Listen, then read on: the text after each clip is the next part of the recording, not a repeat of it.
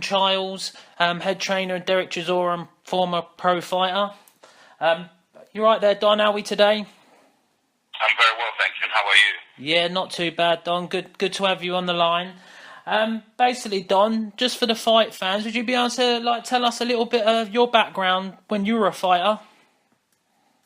Yeah, you actually said that I was ex-pro boxer. Yeah, amateur. Box professional. Yeah. Oh, yeah, just amateur background. I boxed amateur. I had 13 fights in total as an amateur, which I lost 3 of them. I boxed for Brixton ABC back in the 80s. Yeah. And it's one of those things. I did it because I loved boxing. I didn't actually do it because I wanted to carry on to do it for a living. Because I was a bit of I always fancy myself a bit of an entrepreneur. So I started very early trying to chase money. Yeah. So I had like a business, a small business, whilst I was still competing as an amateur. I was doing quite well within my business. Yeah. Like I said, I did boxing as a hobby, something that I enjoyed doing. Well, did you use... Only when I retired, when I gave up boxing in 1989, then I realized after that, when I saw the guys who were boxing for my club going on to do really great things in boxing, that's when I realized, I'm going to say, if I actually wanted to do this thing as a career, I could have done it as a career and been good at it. And but no regrets. I'm happy of how I ended up. Still involved in boxing. Yeah. Well, did you used to spar with Danny Williams back in your amateur club? Yes, he was actually my junior. Danny's 10 years younger than me. So basically, when I was doing the ABA, yeah, he was my official sparring partner. Although he was only, at the time, he was only 16. I was a 26-year-old man, and he was only 16. And I couldn't get much sparring elsewhere. So Danny was, he was my official sparring partner at the age of 16, and at that time, even at that age, he used to hit like a fully grown man and knew who gone to do things. So, just quickly, while we're talking about Danny Williams, is it true what they say about Danny Williams? Like in the gym, he was one of the most frightening heavyweights, especially when he grew a little bit older. Was he really as good as they say in the gym? Yeah, you find that most boxers, what they produce in the gym, I think in the competition night, they probably only bring about 30%, stroke 40% of what they can of their capability. I think that's widespread within most sports. Even Lee Selby at the weekend when he won that fight, I thought he performed really well, and even him said that only if he could reproduce what he does in the gym, that people are going to see something else. So I think it's widespread, really. Yeah, in Danny's case was the same. He was tremendous in the gym. And most of the times, you don't really see everything that he's capable of doing. I mean, he still went on to do great things in boxing, So of course, yeah, you can't really can't go down on him too much. See, is it? Do you think is that mental, or is that just the situation you're in? No, I think it's mostly mental. With most people, it's a mental thing. Right. Yeah. See, that comes where a great trainer comes into play. Then, try and get inside their fighter's mind. Absolutely. I mean, doing this job over the years, you develop skills that you didn't actually study. I never went to study psychology, human psychology, but doing this job, I'm sure most trainers around the country would agree with what I'm about to say, is that you develop so many skills, and psychology becomes one of them, because you're dealing with these individuals, Yeah. Everybody's got a different temperament, and you don't just train people in as in holding mitts up. Anyone can hold mitts up. You have to be able to understand the fighter's psychology, what makes them tick, what brings the best out of them. Like I said, I've developed so many different skills that I never, obviously, didn't go to school to study those particular skills. You just develop them over a period of time of working with different people. Yeah, see, I think you are one of the trainers known for that, though. I'm not, Don. I think you're doing an incredible job with Derek Chisora, and your chemistry seems to be second to none. But I'll move on there because I'm going to quickly get back to that in a little bit a little bit later. But, so how did you turn into be a coach and how did you meet Derek Chisora for the first time? Right. You couldn't actually write this. If one was to script it, you would think, oh, it's fabrication or it's fiction, I'll be honest with you, I haven't actually, every so often I kind of reflect on how this whole thing started, and I have to pinch myself and think, hang on a sec, you couldn't actually, I didn't plan it like this, I really didn't. Okay, I really didn't. It just wasn't something that just happened, accidentally happened, and I found myself.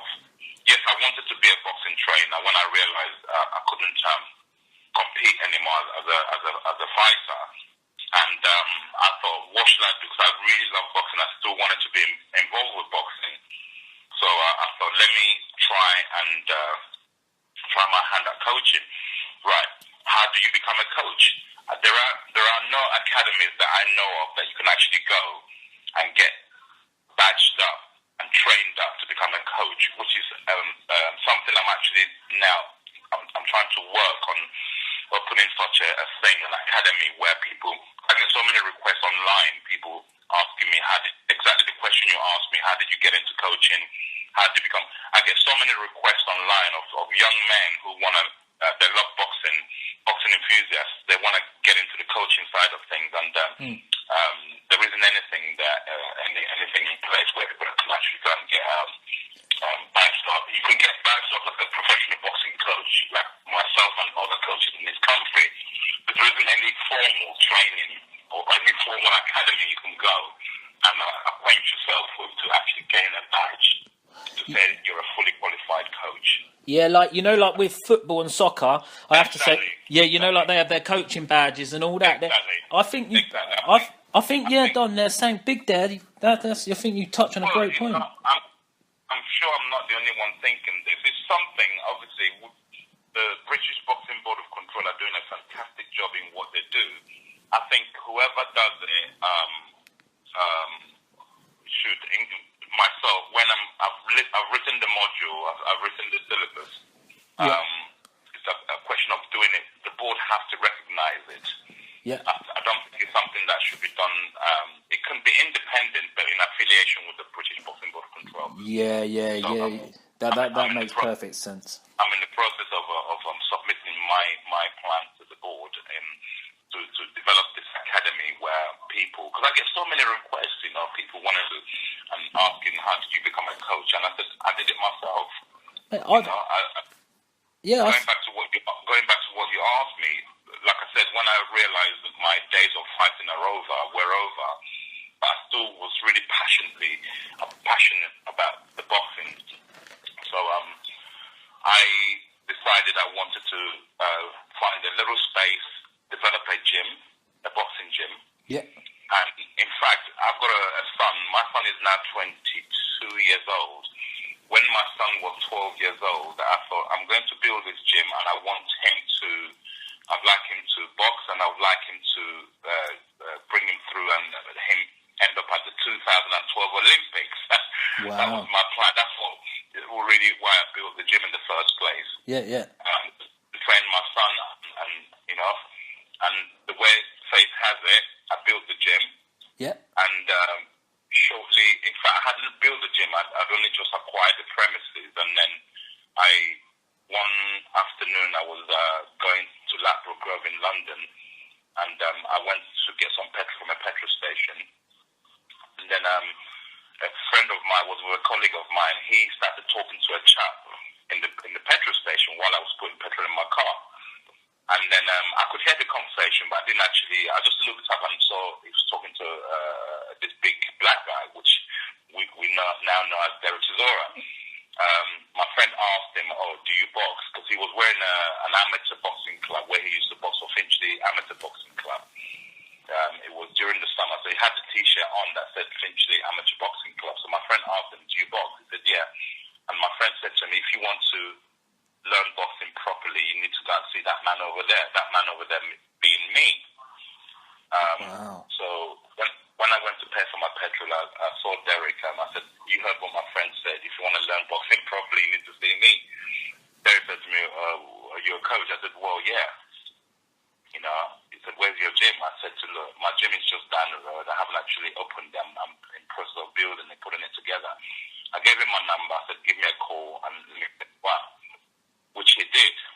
A week to the date, he gave me a call. I took him to the gym, but the gym wasn't built at that time. It was just like an empty space that I'd just taken the keys with view to convert it to a gym. Mm-hmm. Anyway, as the story goes, he started coming to see me. It was something purely out of Rocky, it was raw. There was no equipment, no nothing. It was just purely one single bag hanging up. And I had my focus mates, and I used to train him like twice a week, giving private sessions whilst he was still with his amateur club. And shortly after that, I met Derek Chisora when he had had about 8 amateur fights. Right, yeah. I think he'd lost one at that time. Then from then onwards, I started to get involved. And the kid went on about 8 fights later. He went and won the ABA novices, and then he won the senior ABAs straight away, back to back. And and that's how basically our relationship started as a boxing coach and a fighter. Wow! And so simple as that. Wow, that's an incredible story. That and remember, I hadn't trained anybody, professionally prior to him, so it was totally new to me. Growing together.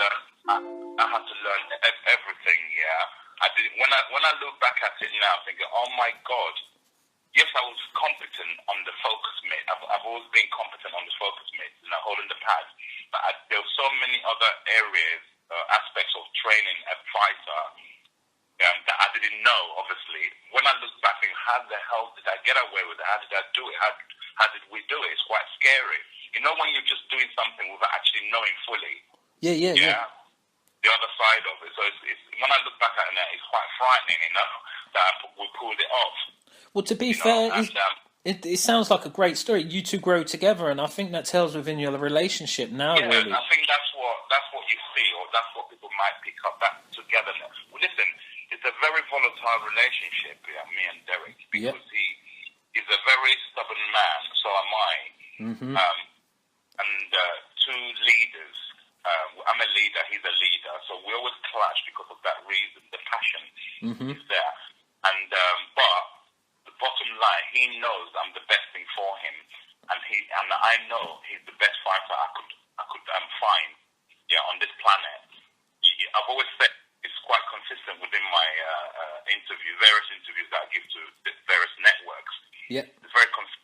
Whenever I'm asked, I said, if you give me 100 heavyweights and line them up to choose one, I will choose Derek Chisora all day long. All day long. He's never, ever, ever let me down. Even in defeat, he's never let me down. He goes out fighting. He goes down fighting. Yeah, he's a throwback fighter, isn't he, Derek? Absolutely. I'll speak to you at the end. I am a bit of a fan, and I think, I think Derek's style of fighting, and it wins a lot of hearts as well, But what I'll do is I'll go on. Obviously, when he turned pro, did he turn pro with Frank Warren? Yes, it did. Funny enough, not many people know this. Derek Chisora, when he first got his license as a professional boxer, he was actually supposed to have Frank Maloney, Kelly Maloney. Yep. Was the first person to sign Derek just after he'd won the ABAs, and he went to the Four Nations and he won silver at the Four Nations. And when he got back, Kelly Maloney signed him up. And how it turns out, if I remember right, is that Frank had the contract, but he held it for like 10 months, and Derek was waiting to make his debut under Frank Maloney, who we now know as Kelly Maloney. And for some reason or other, it didn't take off. Frank didn't give him a fight. I can't remember exactly, if my memory serves me right, the reasons why he didn't get an outing. Then I believe Derek's lawyer managed to go and talk to Frank Warren after 10 months of Derek having his professional license and not fighting. He went to Frank Warren and then got a deal with Frank Warren, and then we changed promotions.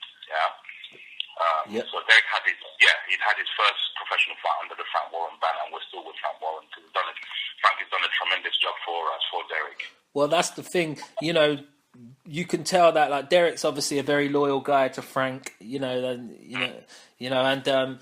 I wasn't sure whether he took his first two fights, but I was obviously he was with Frank Warren very early on. He got matched quite tough. I know maybe if you compare it to Anthony Joshua, not quite as tough, but like he had Sam Sexton in his third fight. People didn't know that was quite a tough fight. I can tell you that exactly when he fought Sam. He fought Sam Sexton in his fifth fight. Oh, was it? Fifth, yeah, because with Frank Warren also at the time had signed Sam Sexton. Okay, yeah. So, yes.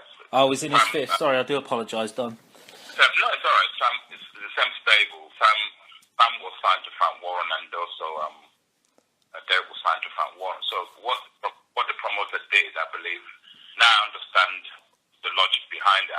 Initially, when it happened, I didn't understand the logic. Yeah. You got two heavyweights who got bright futures. You don't really match him that earlier on. But obviously, he's a businessman and not a promoter. He knew exactly what he was doing. He matched him earlier on to see who he wanted to, let's say, take forward. Right. Yeah, makes sense. It's like sink or swim. Listen, I had my own friends calling me, people who've been in boxing longer before me, as in the training side of things, saying to me, "Don't take that fight." The first Sam Sexton fight. I said, "What are you doing taking that fight? It's too early for Derek. He's going to get his head boxed off." Right? And I studied Sam. I didn't know Sam at the time. I studied him. I studied his tapes and everything. I said, "You know what? Not only are we going to win this fight, we're going to stop him." My friends thought I was hallucinating, You thought he was mad. Yeah. And we had to work out a strategy how to take Sam's jab away, because Jam's got a tremendous jab, and the rest is history. Listen, I'm a strong believer in fate. That is how the story was written. This is how our destiny was written. Everything that's happened, the way it's happened. When I look back at it, it's like quite. I suppose everybody's got a story, how they got into whatever they're doing with their lives. But, this one, when I look at it, I don't very often reflect, because it's almost like you're ready to retire when you start reflecting. But every so often, obviously, it crosses my mind how the journey we've been on so far. It's quite remarkable, I'll be honest with you. Although I'm involved in it, it's quite sometimes thinking, oh my God, this is stuff you see in the movies, the story, It is crazy, yeah. See, even up until, when we get to, obviously, Danny Williams' fight, how did you feel like fighting, obviously, Danny Williams at that point? Yeah. What kind of fight was that for you? Mixed emotions. I can now reveal it because the result's been on. I actually called my colleague who was training Danny at the time. Yeah, I said to him, "Do me a favor, tell Danny not to fight Derek." Because I didn't want to say it, because Danny's my boy. He's, like I said, I've known that kid since he was like 15 years old. Yeah. And I knew that the Danny Williams that would be turning up was still dangerous, but I just didn't want to say it. I didn't want to be a part of. If that was going to be his last fight of his career, I didn't want to be part of the person who got his new prodigy to be a guy who, like I said, I grew up with.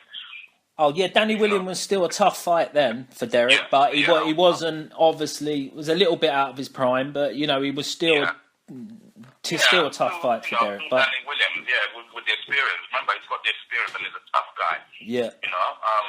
I just knew at the time that Derek Chisora, he was still learning. We're still learning, but I think it would be too strong, too hungry for Danny at that time. And as it turns out, Danny took the fight. He pulled out initially after a couple of months of training, or after 4 or 5 weeks of training, he pulled out. The fight was rescheduled, and then he turned up for the second date, and that's when Derek won his British title. Yeah, that was good. Basically, so then Sam Sexton 2 fight. Sam Sexton had already obviously emerged back from the defeat to Derek. He was looking dangerous. He beat won the prize fighter. Yeah, and he beat Rogan, didn't he? And he beat Rogan twice. Yeah. So that was quite a big fight. That was good. unify the Commonwealth and the British title. Derek was the British champion. Sam Sexton was the Commonwealth holder. Yeah. So they pitched them, the promoter pitched them up together again to see if the first one was a fluke. Let's see, Sam could equalize this, and then again they want to see who they want to take forward. And you saw that fight. It was a brilliant fight between them. They had a tremendous fight. And again, we were victorious, So there you have it. So Derek at this point is obviously on a high. He's a new thing in British boxing. Dangerous quality fighter. Got a lot of fans now, including myself. He takes on Tyson Fury. Can I quickly just tell you how I see it the first time? Up until that point, Tyson Fury was like very soft around the belly. Timing looked awful against John McDermott fight. Just, I didn't see Tyson Fury being that much of a threat to Derek myself. So Derek takes the fight. What was his frame of mind going into that fight and the training camp like?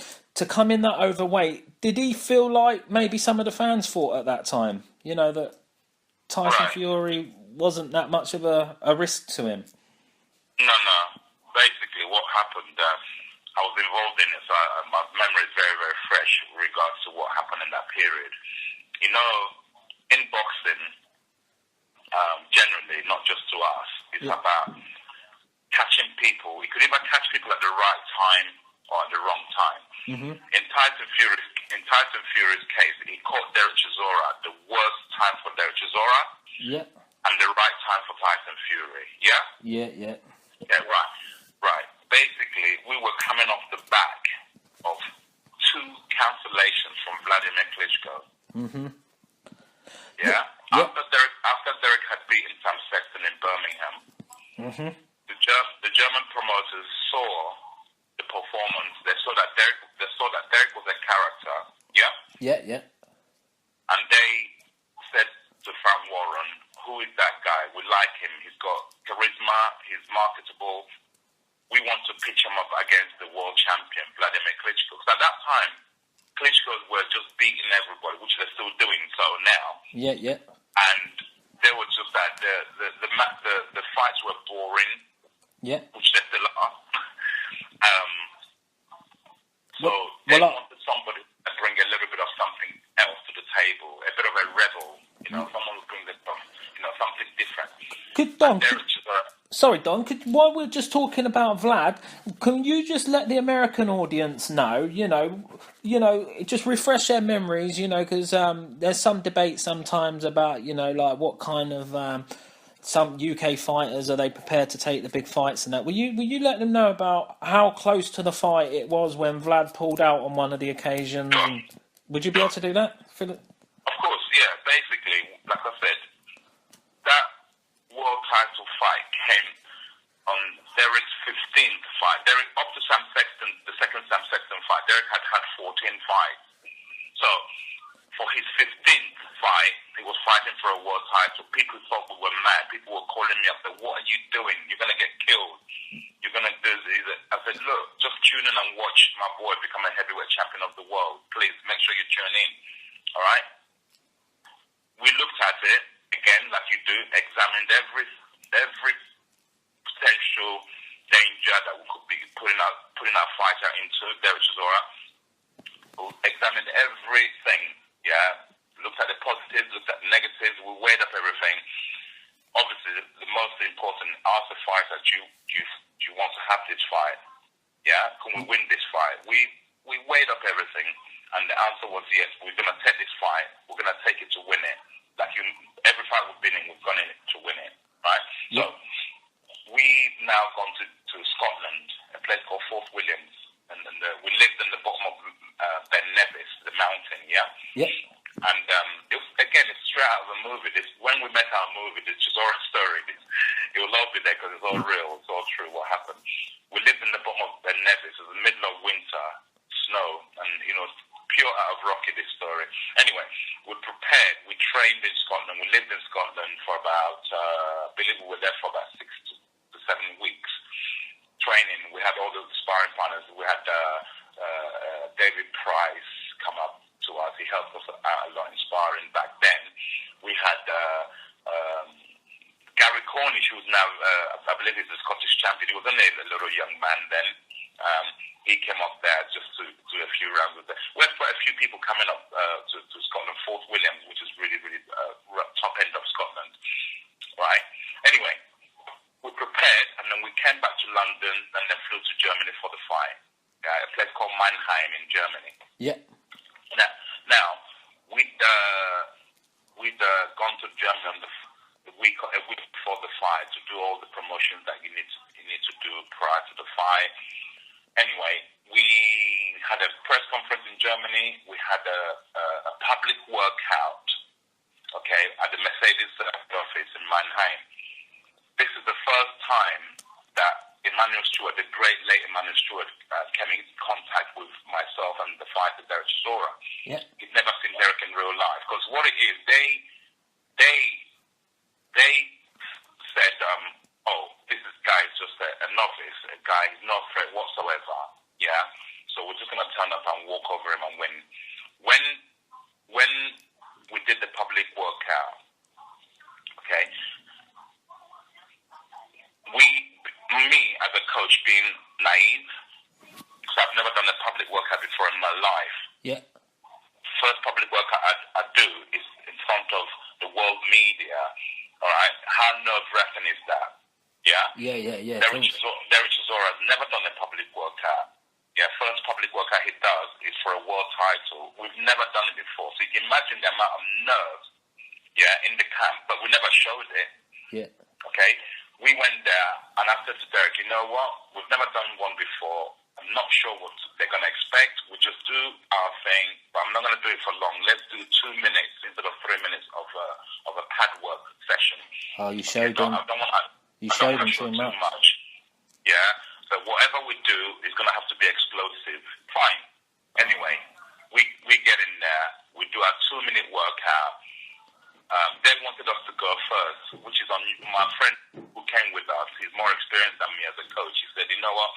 It's very unusual that the champion usually goes first, and then he lets the underdog come, the challenger, come and do it afterwards. It's really weird they asked you to go first.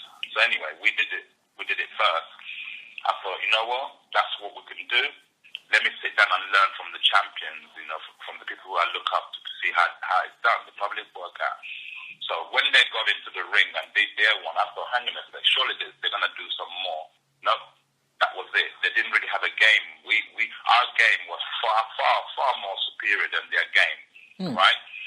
I thought, oh my God, is this it? This is the world level. This is, you're always thinking, what is it going to be at the world level when you get to the world level? I was quite disappointed because I was expecting more, So the same day the same evening we went back to the hotel, and we got a call that evening that the public workout happened in the afternoon, ran about 1 o'clock lunchtime. When we got back to our hotels, around about 5 p.m., 6 p.m., we got a call from Frank Warren saying, you will not believe this, they've pulled the fight. No, this is mental. Yeah, and so the fight was the public workout was on a Thursday, if I remember right. And the fight's on a Was Saturday. supposed to happen on a Saturday. Right? So they pulled it on a Thursday because Vladimir had pulled it. He's done a 2-inch abdominal tear in his stomach, right? Which I find very, very, very surprising because you got to be doing something really strenuous.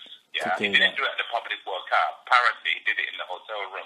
He was doing some stretches with his coach, right? Don, can I ask you, sir? Are you in a position as a challenger I know you're in a very weak position, but you in a position legally to challenge that, and get them? You're not. No. Now I understand, because if it were mandatory, then that's he still would have pulled out, but he was kind of in a better position legally to maybe get compensated or maybe get confirmation of the injury or something. I want to see X-rays and stuff. Yeah, exactly. Yeah, so I'll be honest, we were so naive. We're still naive, but we've learned a lot from all the things that happened to us. So we flew back to England, and they rescheduled that fight, okay, for April. I think it was supposed to be in December. That's right. That fight was supposed to happen in December. We flew back in December. They said, right, we're going to fight in March. Okay? March/April. We went back. We had our Christmas here. We went back to training in January. 2 weeks, 3 weeks into training, we got another call. Sorry, David Haye has hijacked the fight. Oh, no. He didn't want to risk Derek.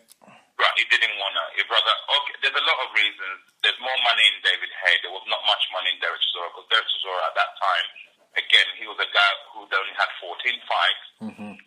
Yeah. Vladimir had nothing. Vladimir had it all to lose. If this rookie, this novice goes and beats you, this will tarnish his legacy he's trying to build.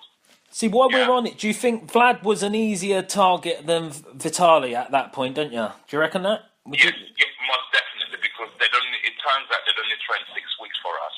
Yeah. They didn't take it serious, yeah? Yeah. They'd only trained 6 weeks for Derek Chisora. Now, one thing obviously, out of every bad situation that you have experiences, you should draw some positives out of it. What I learned from that exercise or that experience, what I've learned from the great late Emmanuel Stewart, is that there's more to, like I said, holding a pair of mates for a boxer to hit to become a great coach. Now, that coach made a great call there. He saw what he saw. Yeah. And thought, no, this is dangerous. No, we don't need this fight. What for? There is no money in it for them. Also, you go and lose to a pure novice. Like I said, the legacy that Vladimir has now gone on to set wouldn't have been there. It would have been tarnished, right? Yeah, well, I think stylistically, Chisora obviously proved going forward that he can sort of withstand the punishment a Klitschko can take. But I think stylistically, when he gets in close to Vlad, he would be able to do more damage than Vitali. Trust me, I'm not God, right? But one thing I do know, and every day I think, not every day, I don't think of it every day. Every so often it comes into my mind. What if? Had that fight happened when it's supposed to happen, I believe we would have beaten Vladimir. And the great late Emmanuel Stewart, yeah, I've spoken to him on numerous occasions over the last few years prior to his death. Yeah, in fact, I was on the phone to him 7 weeks prior to his death. He didn't, obviously, nobody knew he was going to pass away, nor did he. We were talking about something totally different. And again, he kind of told me about my boy, as in Derek Chisora, was all wrong for Vladimir. He keeps saying it in an American accent of it. All wrong. Yeah, so, had that fight happened, I believe Derek Chisora would have become victorious. But not that I agree with his actions, Don. Yeah, I have to say that out loud. But, do you reckon, just a yeah or no answer, the reason why Derek's probably explain the reason why he spat in Vlad's face in the ring, would you reckon that had a little something to do with it? Right, listen, I'm not Derek Chisora. I can only speak from my involvement, my experience. No. You asked me a question, and I have a long word, because I feel I need to explain myself, because people they've never really heard the full story why. It's almost like I'm making excuses, but it's not. It's a fact. No. Leading up to the first Tyson Fury fight, right? So I was just giving you a bit of an insight of the frame of mind of Derek Chisora. So this kid has had his dream of becoming a world champion at his 15th professional fight snatched away from him. Let's not forget the money side of things. Yeah, the money that he would have gotten for that fight just gone. They rescheduled it. Next minute, David Haye dives in there. I'm the greatest thing ever. I can beat up Vladimir. Let me have the fight. Derek Chisora would have got killed. I'll do it. He went in there and fluffed it, right? And then Chisora, his next fight, after those 2 cancellations, was against young, hungry Tyson Fury, yeah? Well, do you know, can I say something, Don? Sorry, Tyson Fury should, from what you've just said there, I know where you're going. Tyson Fury should totally understand this situation of Derek's, because, when Haye pulled out on Fury, he ballooned up to a massive amount of weight and felt well sorry for himself. So he should understand that more than anyone. I think he does, absolutely. So I'm trying to say to you that when I said to you, my boy, Derek Chisora, should never have gone anywhere near a gym, never mind a boxing gym ring, never mind going to defend his two titles he had, yeah? Yeah. Okay? Now, I can tell you now, I've told a few people prior that 4 weeks before that fight, I said to Derek Chisora, you're not fighting. You're not fighting. You're not fighting Tyson Fury. Not in the frame of mind you're in. You're not well. You piled on the weight. He wasn't doing, couldn't complete any runs. He kept getting it. If we normally run 5 miles, he would do like the first mile and a half, and he'll pull up and say, my knee's gone. He didn't complete nothing, right? He got beaten up in sparring by numerous sparring. That never happened. Yeah? His mind just wasn't there. He wasn't interested. His weight he ballooned up. I said, Derek, I went to his mum's house and I said, you're not fighting, Derek. Yeah? Okay? You're not. He goes, no, I'm not letting that punk beat me. Yeah? Okay? Now, remember, up to this point, we hadn't lost the fight. Yeah? Yeah.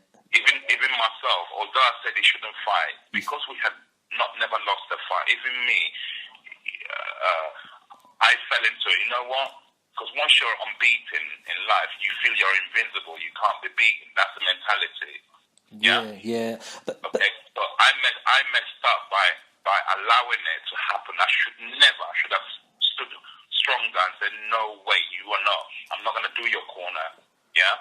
Yeah. See. Okay. I should have stood on it, but even me, I gave up in the end. I thought, you know what? He looked me in the face. I said, look me in the face and tell me that you're fit. You're gonna be able to have it. He said, that's when he looked me in the face. I'm not letting that punk beat me. Do you know if it was 6 months before, or I think that was the night that Fury, not trying to rate his performance, but he sort of turned into a man that night himself. I think. Absolutely. Yeah, but not taking nothing away from Tyson Fury. It was only a kid. Well, how old was he? 22, 23? 22. Yeah, something. Yeah, about 22. Yeah. 22, right? I've got a 22-year-old boy. Yeah, right now my son is 22. Right. When I think of my son boxes also is an amateur. I'm thinking, hang on a sec. At 22, this guy had gone and fought David Chisora and beat him. That's what Tyson Fury has achieved. He's achieved a lot. That guy. Yeah. Okay. All right. So I'm not absolutely taking nothing away from him. He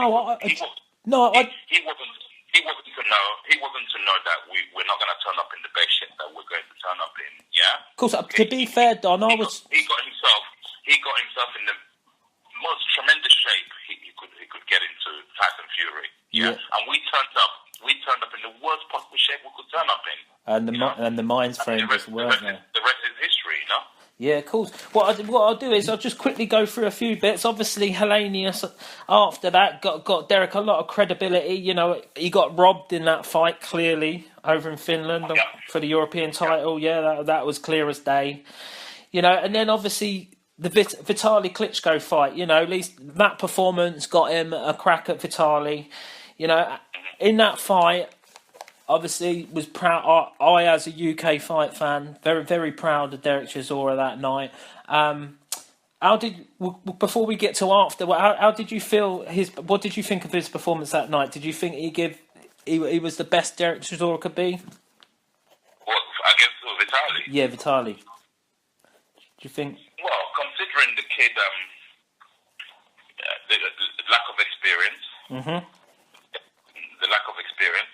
Again, like I said, I'm stubborn. He's stubborn. We got winner's mentality. We never take any fight. We've never taken any fight with you. Oh, you know what? We might win. No, we take it because we really believe 100% that we're going to win, pull it off.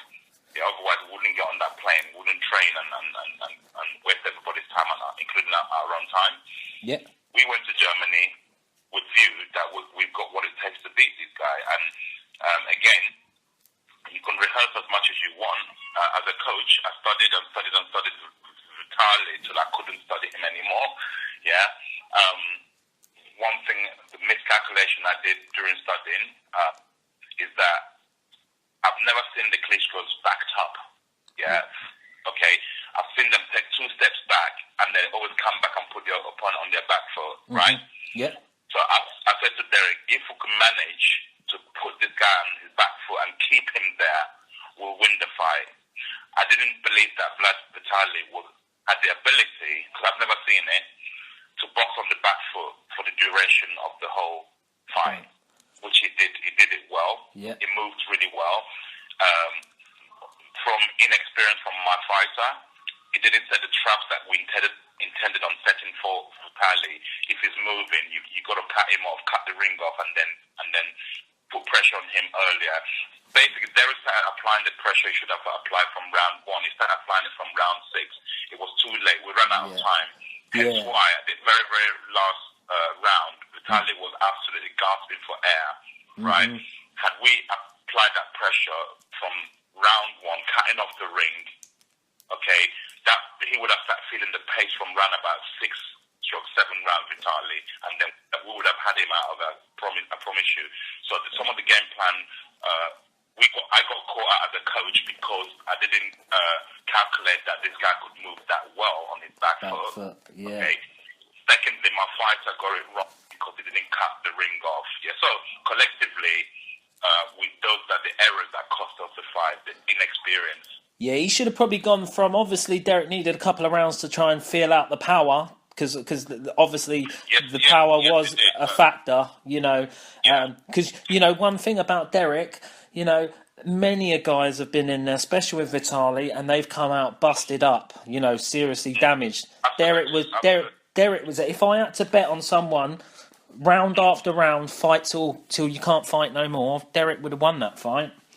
You know, do you know what? Obviously, that's not boxing, but no excuses. The champion won. He used his experience. He had to pull everything out of the bag to win that fight, Vitali. Nobody up to that point, nobody had won a round against the Klitschko. David Chisora probably still is in the last 10 years. He secured. They gave him 2 rounds, but I give him 4 rounds. If you watch that fight, he definitely won more than 2 rounds. Yeah. Oh yeah, that was ridiculous. That was a close fight. That was a good fight. Nobody had taken 1 round off the Klitschko. The Klitschko's don't drop rounds. If you don't watch all their fights in the last 10 years, they don't drop rounds. Oh, that was the most competitive Klitschko fight I've seen in years. Yeah. Nobody had given the Klitschko their fight. No. They pushed them to the wire. Like I said, we took a lot out of that fight. Derek took a lot out of it. Me as a coach, I took a lot out of it. The experience serves us well to where we are today. Yeah, no, brilliant experience. Right, basically, I just want to quickly get to the after. You know, obviously, you know, I won't go on Chisora's actions there. It's more your own, you know, if you don't mind talking about it, Don. You know when the Haye situation, was it you and David Haye who actually had a little swing at each other first? No, basically, I was mainly trying to separate Derek from David Haye. David Haye came into that room. He shouldn't have been in that room. And if he was in that room, he should never have started opening his mouth, calling my boy a loser. How can you call a guy a loser when, you know, a guy who just had a hard fought 12 rounds? That's disrespectful. Show some respect, you know. He comes in that room and starts shouting his mouth. I believe he came in there to trying to get a fight with Vitali Klitschko, and it backfired because Derek got involved. Because, you know, Derek said, look, stop disrespecting me. Say whatever you got to say into the microphone. Don't stand at the back of the hall shouting abuse, So Derek mainly went up to him to say into the microphone, and he panicked. David had panicked and hit Derek. And when I saw that, I jumped in trying to pull Derek away because they were like in a scuffle. Yeah. And I tried to separate them, and then Mr. Haye decided for some reason trying to hit you. Took a swing at me and hit me, you know. And obviously, I'm a human being. I retaliated. You fired back with a nice right. Having a scuffle. Yeah, I see. It's all wrong. It's all wrong for boxing. It's all wrong. That should never have happened, but it happened. We've learned from it. Yeah. You know, we paid dearly for it because Derek got banned from that. You know, from boxing. You know. Of course, no, that was a terrible situation, and obviously with the Haye fight, you obviously had to go. You had to give some another European state, Luxembourg, was it, to regulate the fight? Yeah, messy situation. You know, while we're just quickly here, Fury, do you feel like the Boxing Board of Control? I know you're a big fan of the Boxing Board of Control and you support all the good work they do. But you know, do you think they're like really killing the personalities of the sport? You know, they wouldn't have done that stuff with Eubank and Ben and all that and Herbie Hyde. No, Eubank in particular. Eubank got quite a few fines in his time. You know, the board. Listen, let me tell you something. Somebody, it's almost like the country that we live in, yeah? There is something called the police, yeah? And the government. Someone has to govern. Somebody has to regulate whatever business or this sport that we're in. Because if somebody doesn't do it, who's going to do it? Everybody will be running riot, free for all. Of course. Yeah? Yeah, of course. Hence why I say the board are doing a tremendous job. They have to. If you're out of line, there is code of conduct. You know, when you get your license, yeah, there is a conduct, the do's and the don'ts. You get your license based upon that you've agreed on the terms. It's almost like a contract on the terms of those contracts. So therefore, when you signed and then you go and you're out of order and you're no, somebody has to put you to check. Yeah. So I will always support the board because of that. Yeah, Even if it's costed me, it's costed Derek being banned. My fighter got banned. We don't earn when the fighter gets banned. Yeah. It can't work. Well, see, if you agree with... Although it's affected me, but I agree with what the board does. You know, they have to put people in check. Of course, yeah, that's an excellent point there. Right, so the Haye fight, I'll just give you my perspective of the actual fight. We won't go into the build-up and that. But, you know, do you agree with this statement? I feel that Derek, in the fight, I feel that David Haye was getting tired, like, very quick. You know, at a point before the round that it finished, I thought David Haye was gasping for a bit of air, in my opinion. You know, I think the way that Derek got knocked out, it was like he was lunging with his chin clean in the air. You know, it's like he had no patience. You know, I felt if he would have been patient, he could have took David into deep waters, but he just didn't. Did he think he was a cruiserweight and he couldn't knock him out or something? Derek had no respect to David because if you've been in the ring with Vitali Klitschko, who's known as the hardest punching on the planet right now, then who is David Haye? That's Derek. But I knew that David Haye possesses that explosiveness. Yeah, and unfortunately, listen, it's all history. I'm not bitter, but I'm still deeply disappointed that we lost that fight against David Haye. My fighter disrespected, didn't believe, because Derek had never been rocked. Derek has never been dropped in sparring or in a fight prior to that. So again, when it hasn't happened to you, think, you know what, it can't happen to me. Yeah. He didn't respect the power, the speed that David Haye brings, and that's what knocks you out. Not necessarily the power as such. It's the speed of the part, and the ones you don't see, that's the ones that do the damage. Yeah. Mm-hmm. So the game plan was to tuck up, like you said, for half a dozen rounds, and then go to work on this guy. Unfortunately, David had frustrated Derek, and Derek thought, no, you know what, I'm going to have a tear-up, forget it, I want to have a tear-up with this guy. And then he dropped his guard and started lunging, and then bam, the rest is, David is too smart, too clever, and he punched dearly. Yeah, see, I think, I just thought the way he fought that night was totally out of character for Derek, in my opinion. Well, like I said, it's frustration. We knew beforehand, it's nothing new. We knew when I was doing my research on Mr. Haye, I said to Derek, in fact, how old are you, if you don't mind me asking? I'm 29. Right, you might remember this, yeah? The fight between Michael Watson and Nigel Benn. But Nigel Watson and Ben, I know of it. You know, I'm a keen historian, so okay. I'll look at it. Yeah. Right. Basically, what happened, right? Everybody was, all the pundits were saying Ben will blast Watson out of there. I said no. Watson tucked up. Ben was just blasting. Do you know what knocked Nigel Ben down and out? He couldn't get up from the count. A jab. Just a straight jab, yeah. He was exhausted, and Watson jabbed him, and he sat on his ass, and he wouldn't get up. So I kept showing Derek that fight. He said to me, "Why are you showing me this fight? This guy's a middleweight." I said, "Keep watching the fight, because that's going to be reminiscent of your fight with David Haye. This is in the build-up, yeah? Yeah. Right? I knew that Haye's going to come in power punching you. I just want you to tuck up. Yeah. If you watch the fight, listen to my corner instructions in the minute break. I keep saying to Derek, fantastic. David Haye's loaded, fantastic, just like we thought he would. Mm-hmm. Cover up, tight your guard, keep going, keep tucking up, put the occasional punch out, a couple of punches to the body. Yeah, keep tucking up. Anyway, Derek did it for 3 rounds.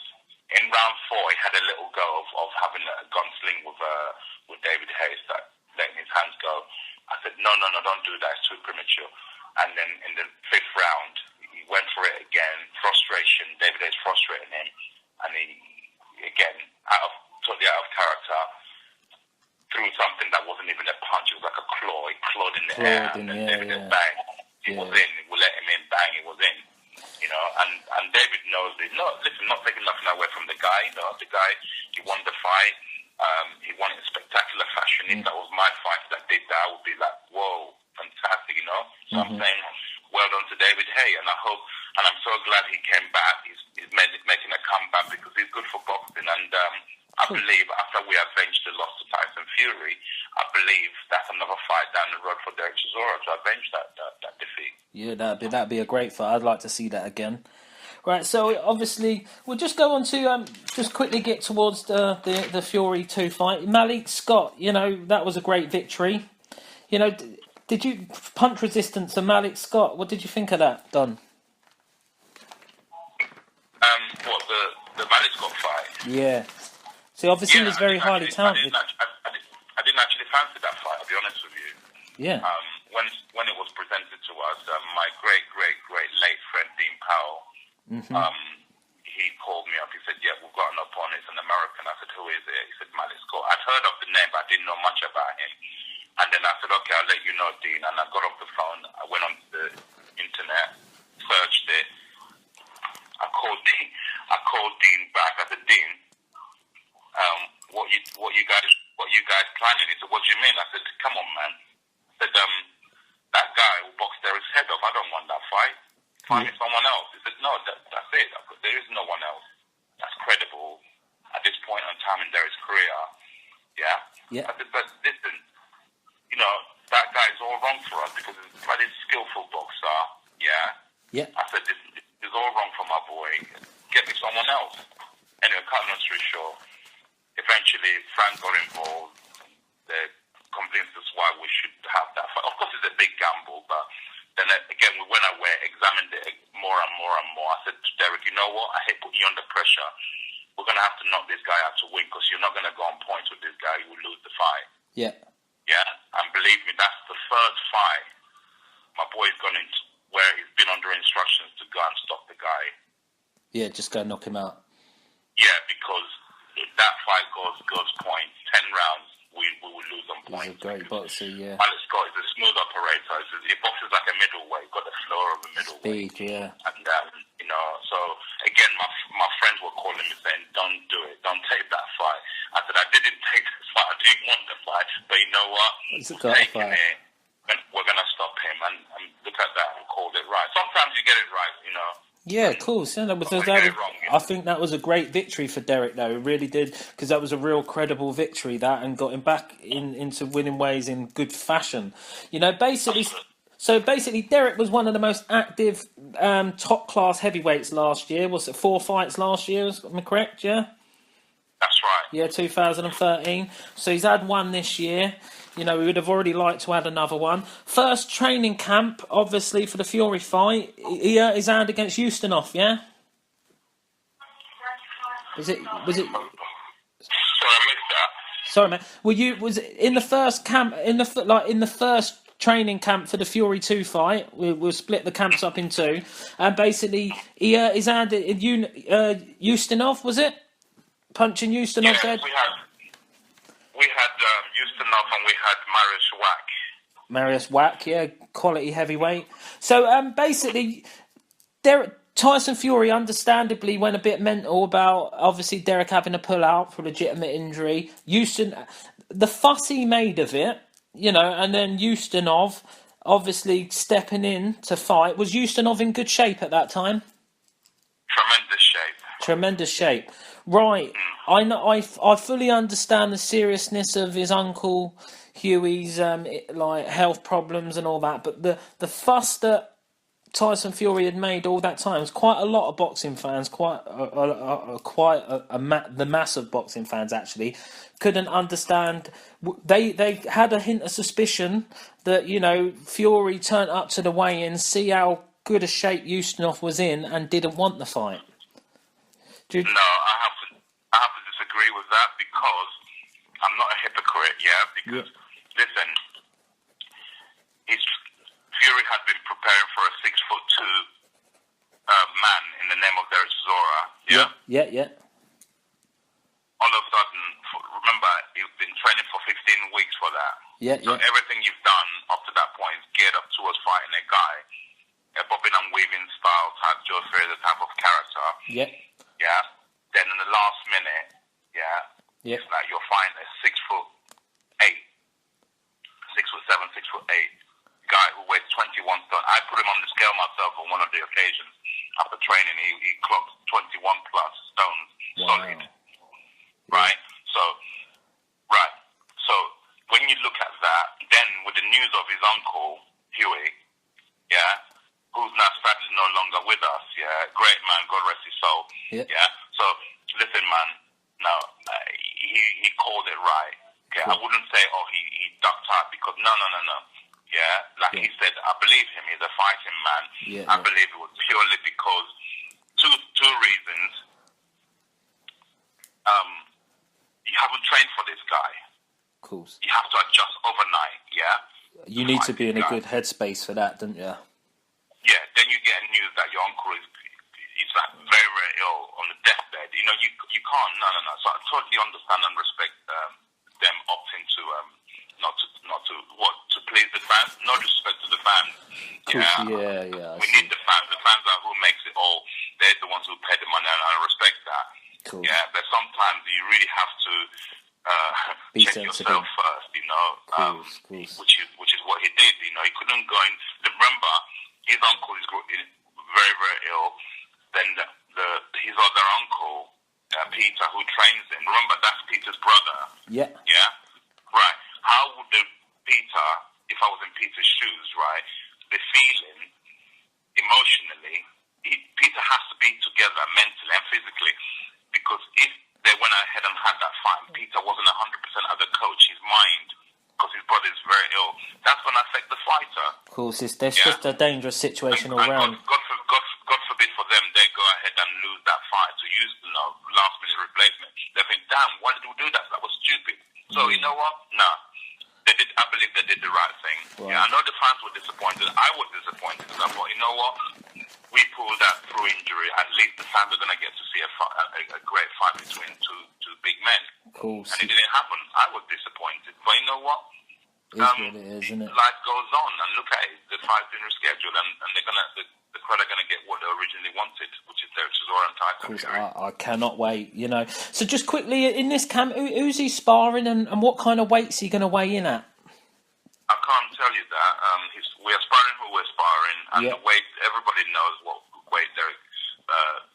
Is he going to come in light, or is he going to come in a little bit heavier to compromise? Because obviously he hasn't fought a giant like this since he's been cutting down his weight, so... We are going to come in at the weight that we know best, that Derek performs best at, so that's all I can tell you. Okay, no problem. All right, so I'm just going to wrap it up just by asking you a few questions. This is what I do at the end of my interviews, just about other bits of boxing, Don. Who's your favourite fighter? Of all time? Muhammad Ali, right. Right, okay, that's good. That's quite a popular answer. Right, basically as well, just want to know, I've got one question from a US fan. Wilder fight, what happened there? They took the fight, 10 days later, rejected the fight. What, so that's official. Deontay Wilder took the Chisora fight and then rejected it. 10 days later, rejected it. Right, so that's from the horse's mouth itself. So that is one of the most popular questions that needed to be asked. Right, so just quick couple of predictions. And on the interviews, I've been asking three fight predictions. Eubank versus Saunders. Can you predict the winner there, or is it a bit too close to home? No, I'm a boxing man. That's we're on the same show, and that is how can I say? It's a 50-50 fight. Yeah, but I'm going to lean towards Billy Joe because you can't buy experience. Cool. Do you know? Can't buy experience. You know Bradley. Can't buy it. So you know Bradley Price. Yeah. Yeah, I interviewed him the other week, and he obviously fought them back to back. He did 12 rounds with Saunders and then 8 rounds with Eubank in his next fight. He predicted Eubank. Most people in the streets are predicting Eubank, but I'm going to go the other way. I always go the other way anyway. Yeah. You have to show some respect, right? Some respect to a guy who Billy's holding what? British title? Yeah. European? Is he holding the European title as well? European he was Commonwealth champ. European title. Right. Right. Yeah. And I think he's a class act, Billy Joe, in his boxing ability. Yeah, I'm not taking away nothing from Mr. Eubank Jr. I think he's done remarkably well to where he is so quickly. He's very schooled. I'm still looking for a weakness in Eubank Jr. and I can't find one. Yeah. Okay. He's got his father's rock mentality and a great fighter.